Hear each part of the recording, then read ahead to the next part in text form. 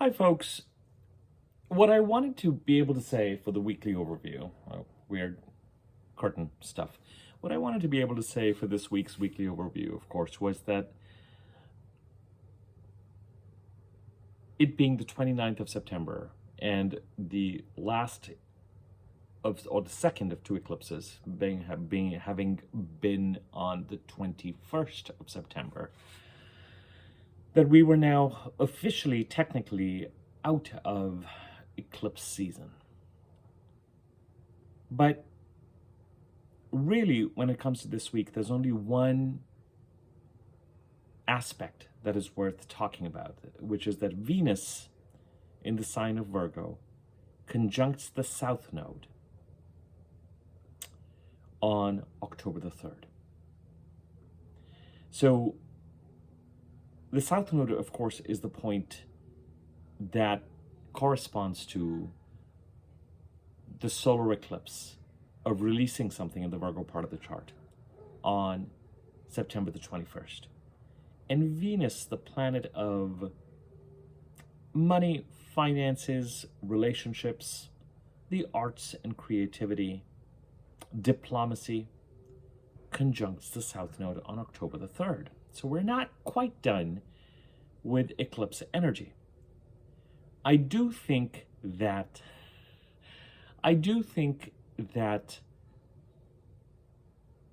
the dust is settling. I do think that if the water has been muddy, that the mud is starting to settle to the bottom. The silt is starting to settle to the bottom. And I do think that for a lot of people, there were flashes of what to be prepared for or what could come up. Now, eclipses, admittedly, for a certain part of the population, will bring things like offers or quantum leaps of growth. But with this particular eclipse cycle, particularly as we've headed to the September 21st new moon South Node solar eclipse in Virgo that has a corresponding lunar eclipse on March the 3rd of 2026. As I've said to you, there's going to be a sharper feeling of, oh, I'm kind of back where I belong. Or, no, not where I belong. Sorry. I'm kind of back where I started, in a sense, with a much greater awareness of what it is that needs to be released.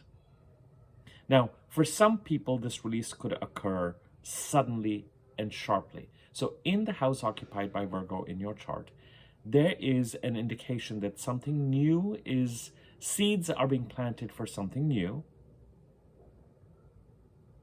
As is the case with every new moon that occurs, and every annual transit of the Sun and Mercury and Venus going over whatever the house it's going over at around the same time every year. And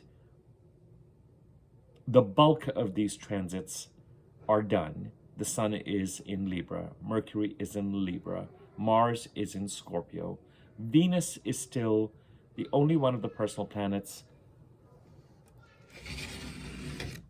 Venus is still the only one of the personal planets that is still in Virgo. And the last new moon that we had on September 21st did create a second month of Virgo energy, a second month of Virgo, because every new moon creates, oh my God, children, oh my God, sorry, there's a child that's yelling downstairs. I've told you, I turn into a total curmudgeon when I do these videos. And any ambient noise or distracting presences are just frustrating. Oh my God. How do parents do it? I'm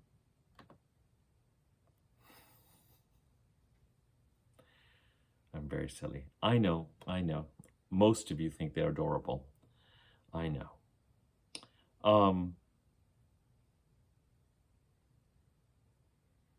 The new moon on September the 21st, we had a new moon in Virgo on the 22nd of August, and that was a new moon, not an eclipse. And I've said this before. It's at 0 degrees of Virgo, created the first month of Virgo for 4 weeks. And then, of course, 4 weeks later, there was a second new moon, this time again in Virgo, and this time it was the South Node solar eclipse on September the 21st, 29 degrees of Virgo. So Virgo energy, this kind of annual Virgo energy, what is referred to as a Virgo season or Libra season or Scorpio season. Virgo season, from my perspective, continues till October the 21st, when we have the next new moon in Libra.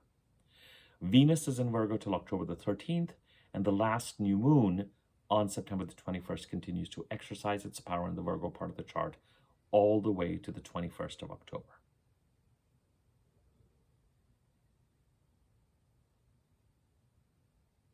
And at least some part of this energy is normal new moon energy, planting seeds and taking actions to create, to bring the house occupied by Virgo in your chart into alignment with what you value. And that phrase, what you value, is especially relevant because it's a very Venusian phrase. Your values, what you value, what is valuable that you want to nurture and protect.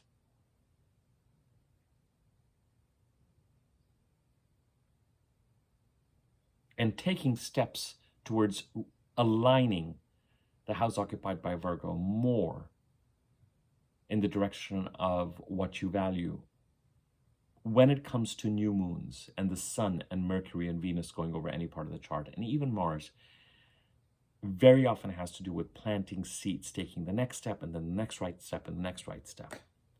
When we're dealing with the fact that it's a South Node solar eclipse as well, this theme that is operating since the middle of July of 2024 to February 2027, which is the duration when the Pisces Virgo eclipses are occurring, the North Node Pisces eclipses, the South Node Virgo eclipses.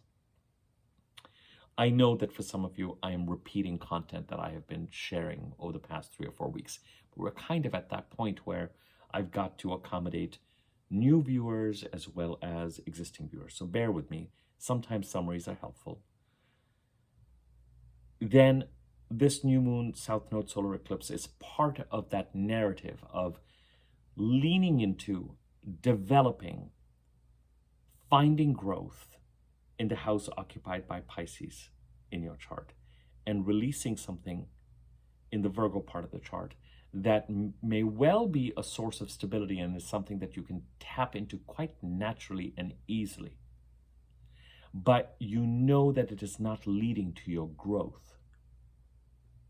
And so it starts to feel suffocating, pointless, purposeless, like you're wasting your time.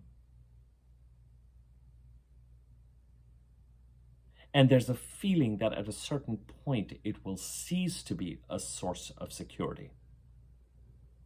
You can intuitively tell that it's something, it's like an overripe fruit. While the fruit is ripening and is ripe, you can avail of it, but at some point it will become overripe and will need to drop off the tree.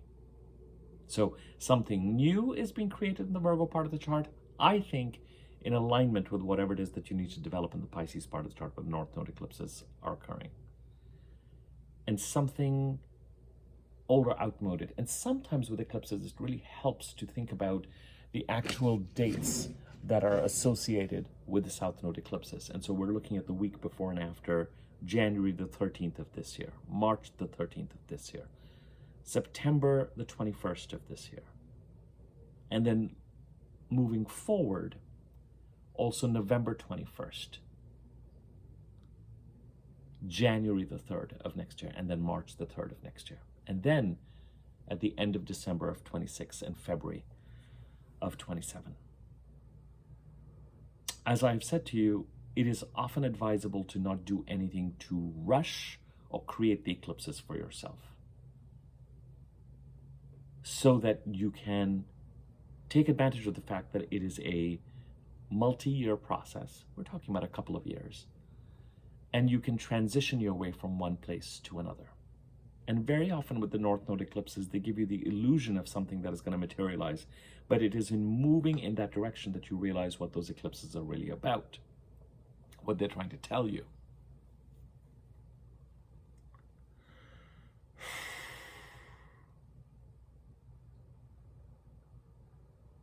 So if you know something needs to be released, to willfully release it before it's time because you're in some sort of eclipsy emotional maelstrom can be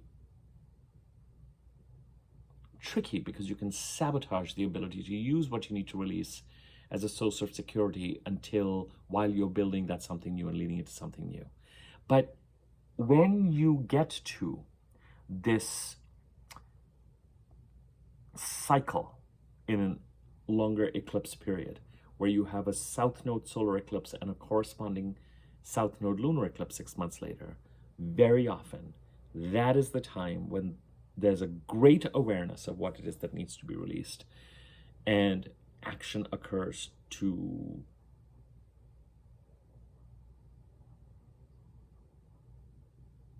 make some serious progress in that direction.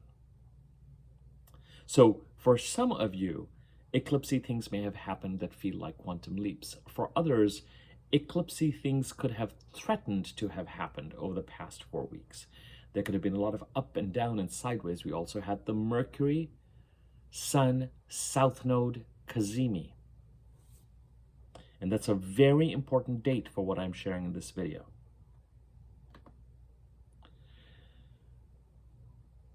Give me 1 second. The Sun and Mercury and the South Node conjuncted each other between September 10th and 13th. And Venus conjuncts the South Node on October the 3rd.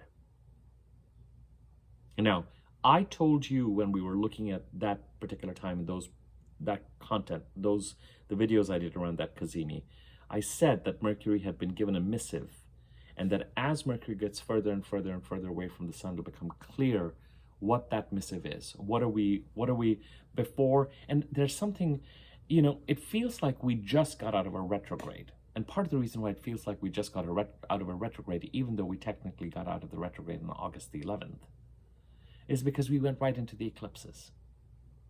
October is the 1 month. So is December to some extent, where it's like the dip in the hammock energetically. Because in November, starting November the 8th, if I'm not mistaken, Mercury goes retrograde again. So we have about a month of forward movement. But a lot of this forward movement, I think a lot of people have come through this eclipse cycle very conscious of what it is that needs to be released. What do you need to have in place in order to be prepared, so that if the universe comes knocking with a direction that you need to move in, that you are actually ready and agile to move. Now this I know I've said to you in the last couple of videos that I've done.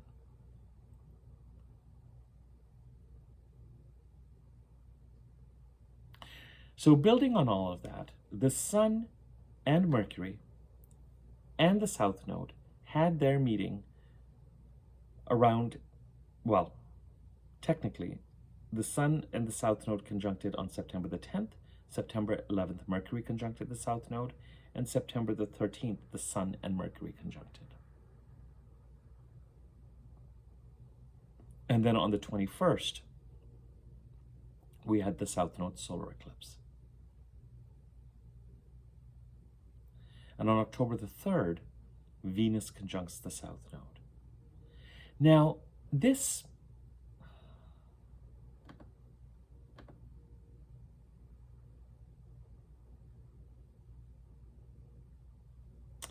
whatever this last planet is out of the personal planets, that is, so to remind you, the Sun entered, actually, let's even go further back. Mars entered Virgo on June the 17th.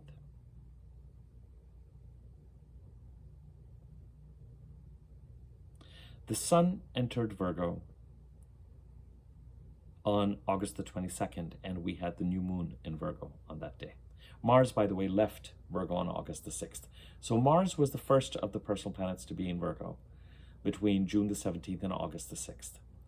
Then the Sun came into Virgo on September the 22nd, and we had the first new moon in Virgo. Mercury came into Virgo on September the 2nd. Mercury, after making these conjunctions, left Virgo and moved into Libra on September the 18th, and on September the 19th, Venus moved into Virgo. And on the 21st, we had the new moon solar eclipse in Virgo, with Mercury and Venus in each other's houses. Venus in Virgo, ruled by Mercury, Mercury in Libra, ruled by Venus. On the 22nd, the Sun moved into Libra, and on October the 13th, Venus moves into Libra. So Venus is the last of these planets that is going over the Virgo part of the chart. And I look forward to Venus's transits.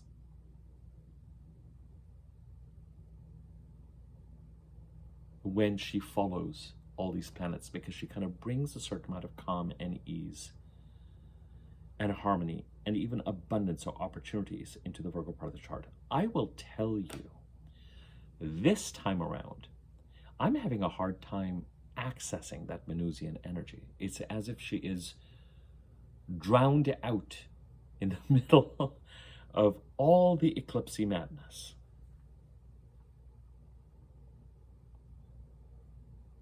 One of the things to watch for as this week progresses is, the simplest thing to say is that there could be further developments this week as Venus moves towards conjuncting the South Node related to releasing what it is that needs to be released in the Virgo part of the chart. And I say this with a little bit of groan and trepidation, because it could be that something that has been brewing since the second week of September finally gets to some sort of resolution point over the next few days.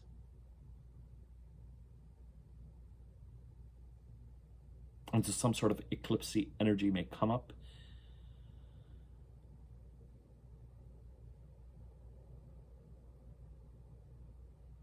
And it has to do with relationships and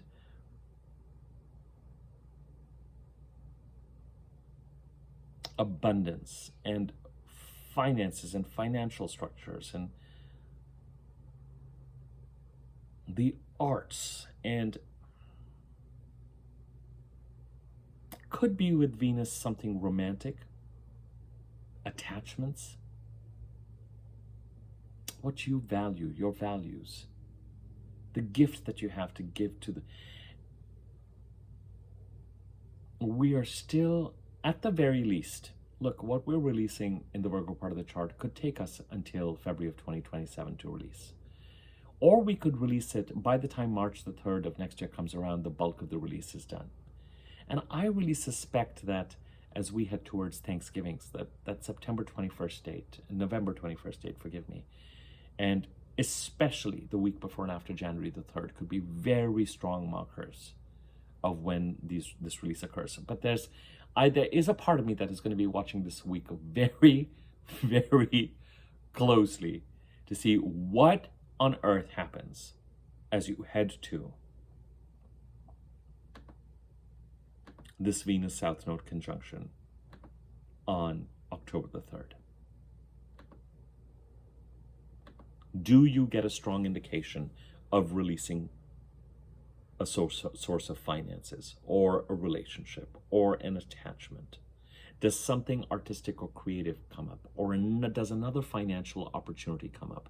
Or does another relationship opportunity come up? Does Venus finally get a chance to concretize something in such a way that it is a next step, a blow, a next step towards creating something new in the Virgo part of the chart and making further progress to release something in the Virgo part of the chart as well? As I've said to you, an ideal quote-unquote scenario, but this is only if it's going to be approved by the eclipse gods, is that you focus more and more on building the new, and as I've said to you, the old will then, that is a source of security, but is not a desired or an exciting or an adventurous place to be, will, as it gets less and less attention, will start to atrophy and at some point will drop off. It's a little bit like the equivalent of working 40 hours on what you need to release and nothing on what you want to create, and over time making it maybe something like 20 hours on what you need to create. And where you're working the 40 hours, you have a conversation with them, say, that's fine, you can work 20 hours a week and we'll figure out a way to make it work. So there's a kind of an energetic shift, and something could come up as you head towards October the 3rd. Something could come up as you head towards October the 3rd that contributes to this energetic shift, either by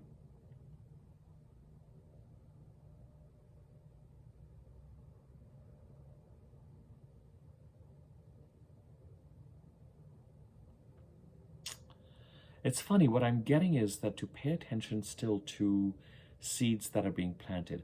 You know, with Venus in the mix, I would build bridges as much as I can. That person, and do this only if you're comfortable and if the vibe is right, that person who invites you to connect on Instagram or Facebook or somewhere else. As I've said to you, with the sun and the new moons and Mercury and Venus, very often it is seed planting energy. Manifestation time occurs when the full moons are going through some part of the chart. So the full moon in Virgo is on March the 3rd of next year. So February, March, April of next year is when you might be able to more reliably and tangibly be able to harvest whatever it is that is new that you're creating in the Virgo part of the chart as part of the normal annual personal planet transits through the Virgo part of the chart. So what Venus brings you when she conjuncts the South Node could be something like an offer or closure or something that continues to push you towards the new in such a way that it also gets you to release more of the old.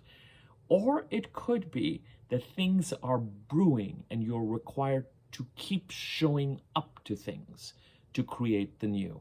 And extend your hand when another hand is extended, or just extend your hand in general, and show up with the spirit of trying to plant seeds, get yourself out there. Show people who you are so that they can understand or try and get a sense of where it is that they can value you, or where it is that, what it is that you have to add a value that could benefit whatever it is that they're doing, or where it is that they can support you. There is one risk with Venus conjuncting the South Node, that something happens this week that accelerates a departure by ending a financial stream or a relationship. That something Venusian is released. That as a result of Mars's transit and then the Sun's transit and Mercury's transit and the new moons, but especially after the new moon, but especially as you headed towards September 10th to 13th with those conjunctions to the South Node that the Sun and Mercury made. That something happens this coming week that pushes that along further, and where, because Venus is in the mix, something financial or a relationship or an attachment or something creative could get expelled. So just to watch for that. There's a certain amount of caution around that. You've got to know. You've got to be clear about where you're at with regard to what you can, whether you are ready to take a certain type of leap of faith or not, or what you're supposed to do. But sometimes with Venus conjuncting the South Node, with the nodes, God is still taking the wheel. So sometimes with things like this, we may just feel like we have only so much agency, that something else is driving this. If certain bonds were loosening as you headed towards September the 10th to 13th, and as you made it through the September 21st eclipse, that loosening continues this week, at least till October the 3rd. You may not release something entirely. Indeed, you may not release something entirely all the way till February 27, or at least till March 26. But something could occur this week for some of you that either gives you greater proof of what it is that needs to be released in the Virgo part of the chart, or accelerates that process. And in some cases, that could be that eclipse lightning strike where something financial or something relationship-wise ends up getting released.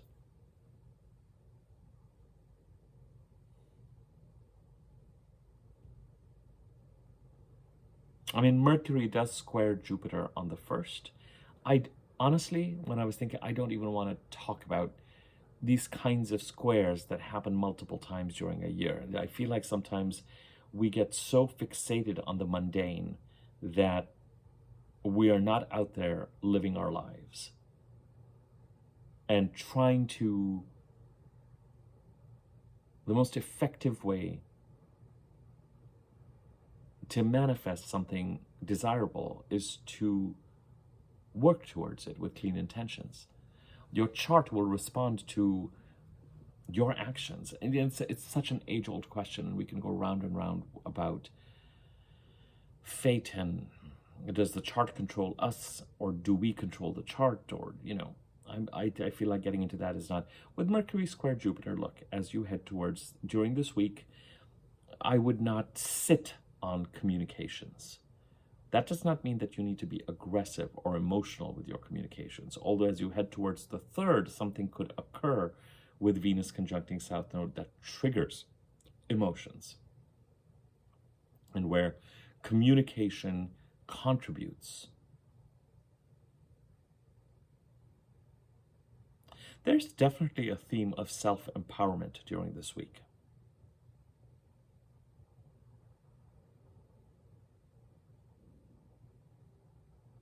Jupiter is going over the sign of Cancer, ending a 12-13-year cycle, starting a new 12-13-year cycle.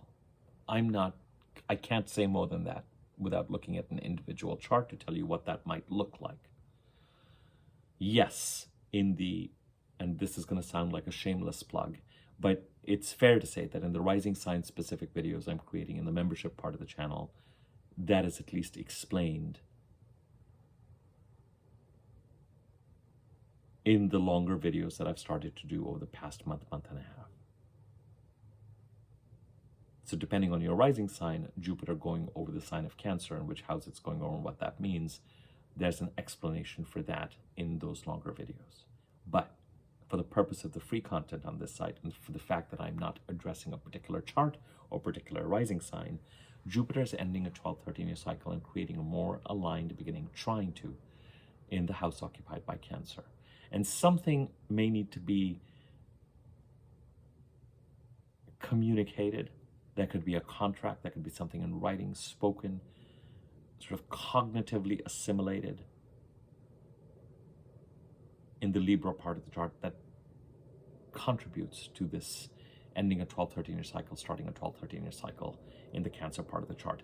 I personally find those kinds of descriptions really frustrating sometimes. Frustrating to deliver, because I'm just like, you really got to have a relationship. I stand by what I said, but I'm like, how helpful is that? What I'm going to say is, this week, self-empowered communication is going to hold part of the key to the energies of how you handle situations and how that contributes to this Venus South Node conjunction. And I would certainly not hold back from politely, professionally speaking your piece and saying what you feel you need to say and communicating it, because it will help Jupiter. And even if it is part of whatever it is that needs to be released in the Virgo part of the chart, and let's say that you're one of the few where something more dramatic is happening this week, and there is some sort of a loss of financial stability or loss of a relationship or something, and it's going to feel a little bit like, I knew this had to end at some point. It's not working. It's getting in the way. I was hoping that it could be a more gradual, phased out thing that I could do till the end of the year, beginning of February, beginning of March of next year, maybe till February 27. But something has come up that is really kind of accelerating or requiring me to depart for some reason, like it's become untenable, this needs to be released. Then self-empowered communication is going to play a role in that event. Now, for a lot of you, as I've said, it may be something, it could be something that Venus brings in, something artistic, a relationship opportunity, a professional relationship opportunity, a job, a posting, something to apply for, an interview, planting seeds, planting seeds, planting seeds. If seeds were planted, the Mars transit in Virgo from June the 17th to, gosh, was it August 6th? Yes, June the 17th to August 6th has a very distinct energy. It's like pursuing goals and putting a lot of energy behind generating things and pursuing goals and going after things and having a certain amount of fire and kind of making things happen in the Virgo part of the chart. The sun coming into Virgo on the 22nd and that first new moon introduced this idea of something new needing to be created. And then as we headed into September and Mercury came into Virgo and we went into those south node conjunctions between the 10th and the 13th of September, and we headed to that new moon solar eclipse in Virgo, there's a more and more insistence, the universe kind of getting our attention, putting our attention towards what it is that needs to be released. So that Mars's energy in the Virgo part of the chart between June the 17th and August the 6th is a very distinct working with the old energy and trying to get something out of it, something fruitful, something productive.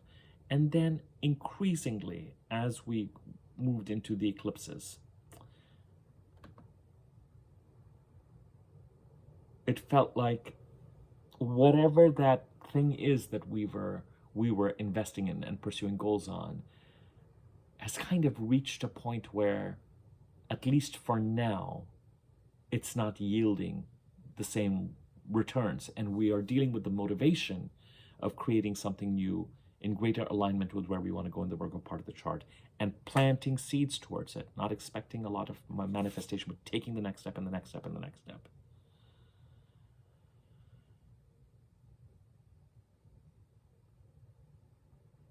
And understanding that something's got to give. We can't put 40 hours a week into where Mars was directing our energy in June and July and early August, and put 40 hours a week into the new. Something's got to give. And since September the 22nd, there's been much more emphasis on creating the new and the universe giving signals and bringing opportunities, maybe even opportunities that I felt a little bit like, I thought this was going somewhere, it didn't go somewhere, everything about it was not right. But as I've said to you, the eclipses and coming to the South Node eclipse cycle, you have got to the other side of the eclipses with an awareness, with an even sharper and clearer understanding of how prepared you need to be to avail of the kind of opportunities that might come your way. And the eclipses in September may have given you a sense of that. What needs to be in place? Are you ready? What needs to be released? Are you in a mindset, at least, are you prepared to start to understand what is standing in the way of the manifestation? And it could very well have been something that you were happy to put your energy into in June, July, and August, that now feels like, oh, this is actually kind of in the way of what it is that I'm trying to create. And you've got to let this week continue to give you a sense of And for some of you, it may already happen. With Venus conjuncting the South Node, it could be conversations, it could be interactions with people, where you just go, you know what? I just don't think that this is the right environment. I just don't think that these are the right relationships for me. I just don't think that this is where the growth, I can just tell where things are headed. I need to have one foot out of the door. I need to start to minimize my attention in this arena. And it could just be as simple as that. You get more proof. The universe gives you more information through interactions, through data, where you go, oh, okay. It has been a source of security and may continue to be a source of security for a few more months or even for another year or so.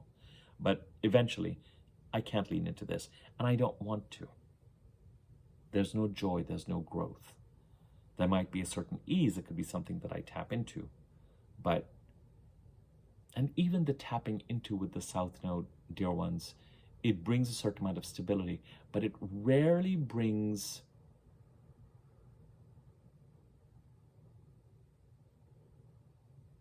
actually, that's not, it can bring abundance. It can bring abundance. It just does not.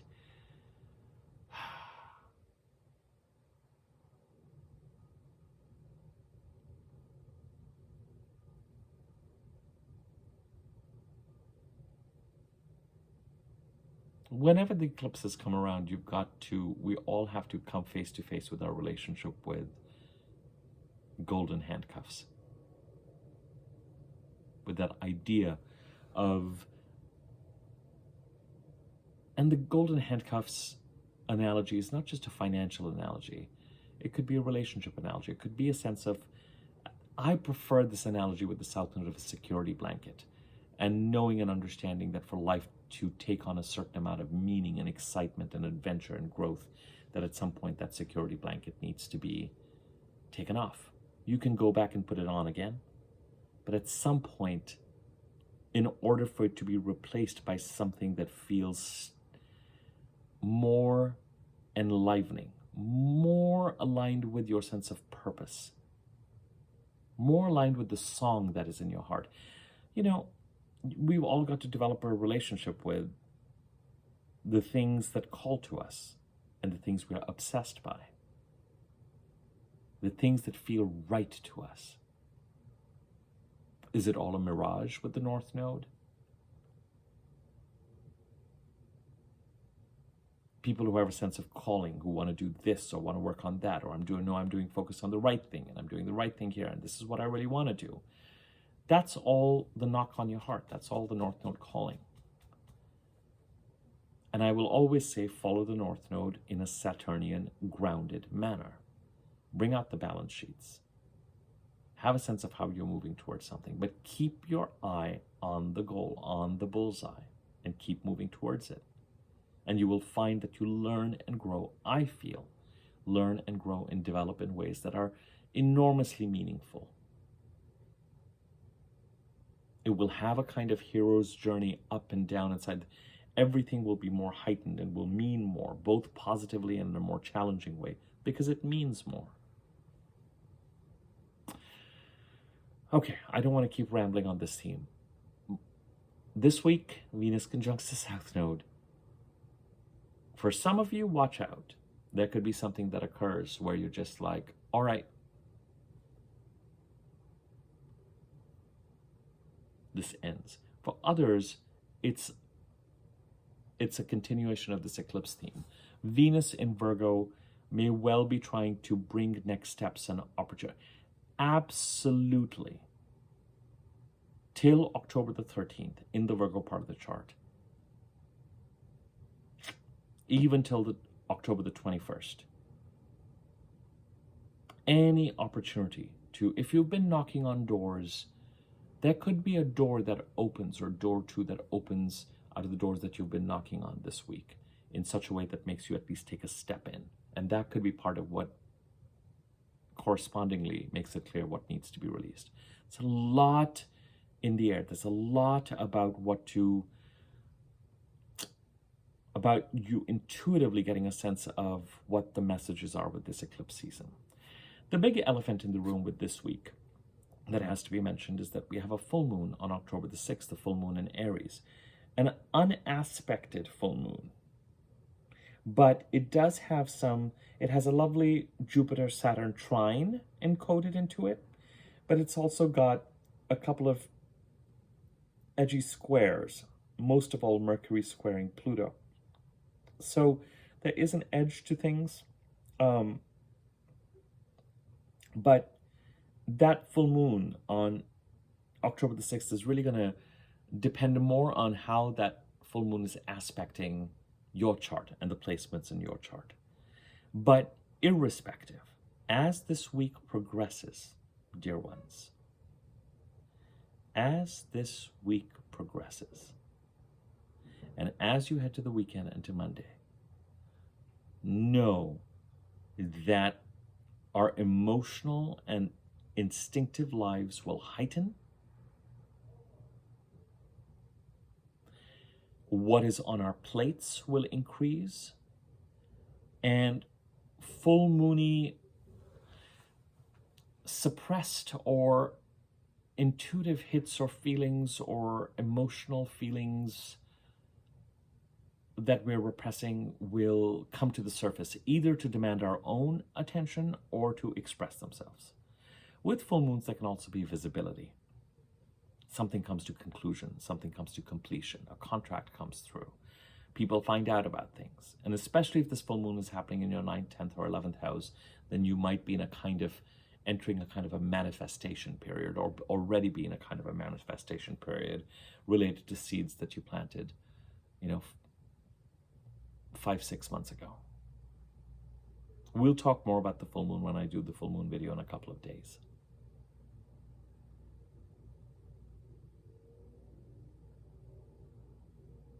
But as this week increases, as I've mentioned to you, our energy and our productivity will increase.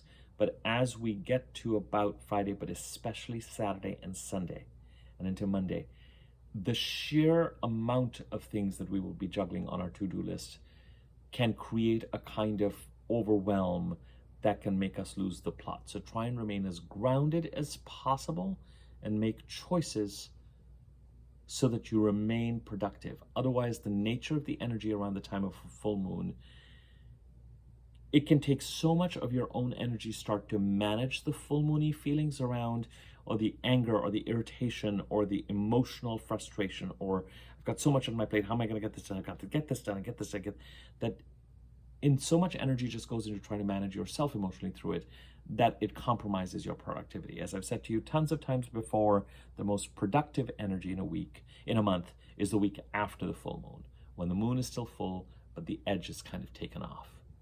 So expect, as we head towards a week from today, as we get to Friday, Saturday, Sunday, for things to become edgy and intense,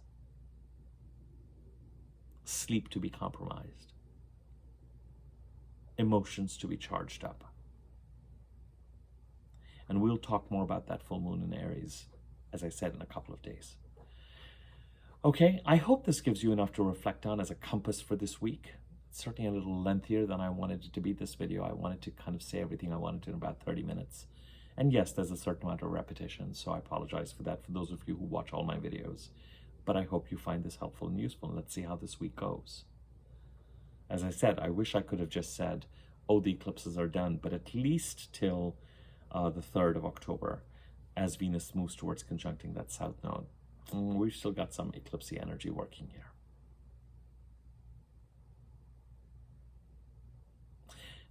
The one other thing I will say is, we do have both the Sun and Mercury in Libra.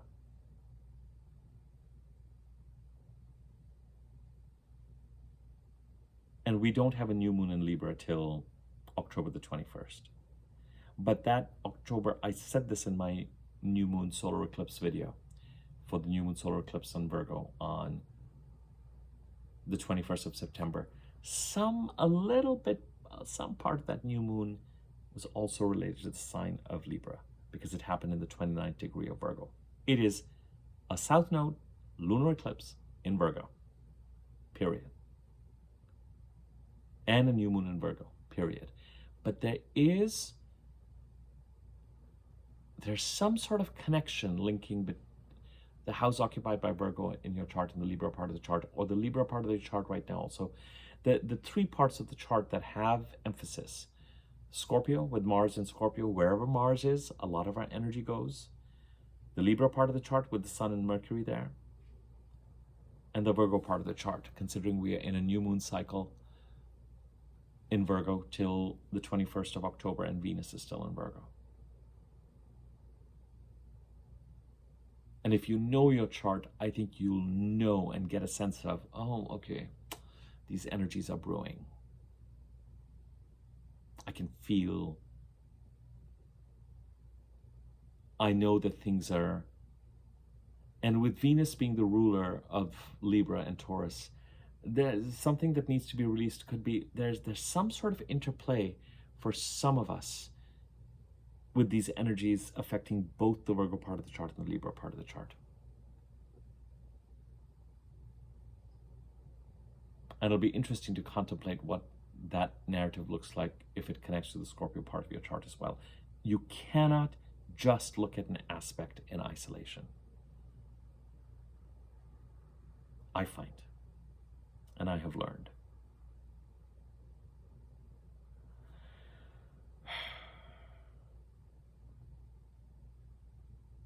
Mars entered Libra on August the 6th.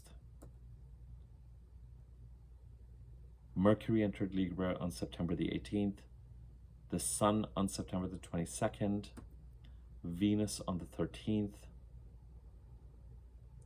New Moon in Libra on the 21st.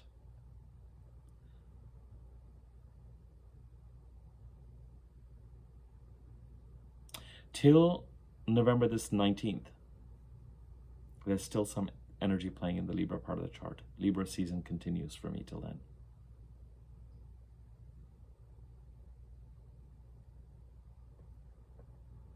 More on that later. I've been meaning to kind of do these shorter videos on just going over the personal planet transits over Libra and Scorpio and Sag, just to give you a sense of how they're going to be working, because Mars is close to them, so that you can get a sense of each of those houses and what's impacting them.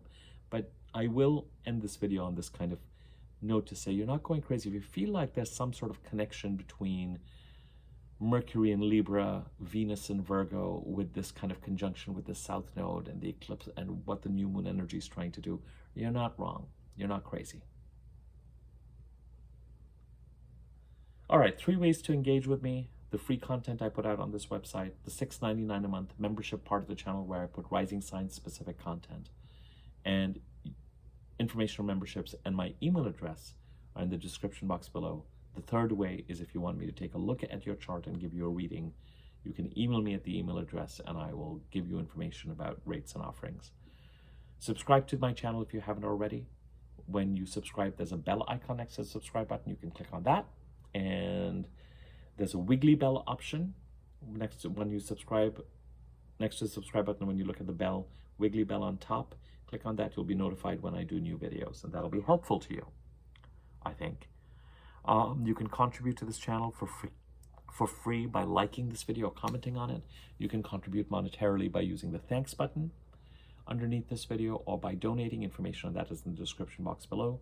And there's also this new feature YouTube has rolled out, which I still haven't researched, called hyping a video. You can welcome to hype the video if you feel like it's something you want to do. And I will leave things at that.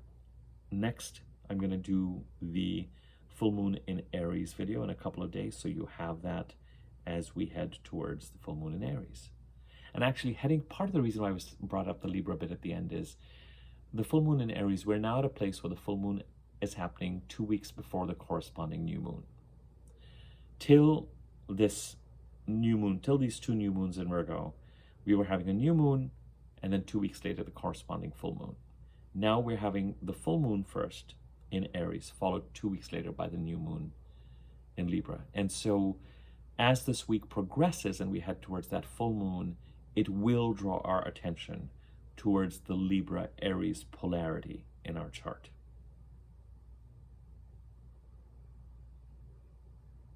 And it's part of the reason why we're heading to a full moon, that it makes me feel like this week could be a kind of a volatile and a decisive week for some folks. So just watch for that and see what your relationship is with whatever it is that's volatile. And Okay. Thank you, folks. Feel free to let me know how this resonates, and take care of yourselves this week, and more to follow. Take care.